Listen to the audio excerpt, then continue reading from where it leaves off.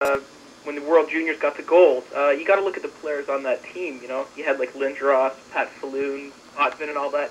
Do you see any of the players on the team now that would have the impact on the league like them? Well, the year Eric Lindros played, they did not win the gold medal. Lindros in Korea was one of the years they didn't win, Brian. But in terms of the impact players on this year's team compared to previous years, you're probably right. The impact players, at least the ones we see as impact players now, you never know in junior hockey who's going to be a star and who's not. This was a young team, too. Yeah. This team, I think they were looking forward to more next year, just hoping they could get by this year and have a good showing. And next year would probably be that they would do better. Of course, the players now who went through this year, the ones who are going to come back, will certainly know that if there's a meeting being held, you'll be there on time, and or else they're not going to be back. And as long as they learn from this, it's a valuable experience.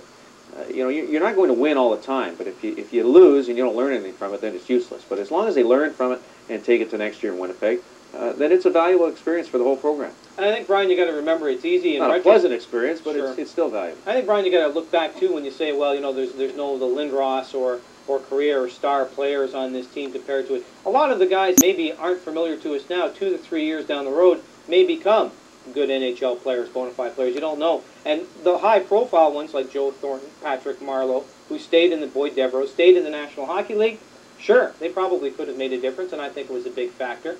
And maybe that's one of the reasons. Certainly Canada wouldn't have been 8th if even one of those 3 aforementioned players had been on the team. Well, next year for Winnipeg, they definitely need more short longs on the team because that's, you know, OHL players always have wicked short longs, and they're usually the best players in the league. Well, we'll see, Brian, and I'll tell you it's going to be a difficult thing picking this team next year. Appreciate the call. Let's go to Ray in Oshawa. Ray, go ahead. People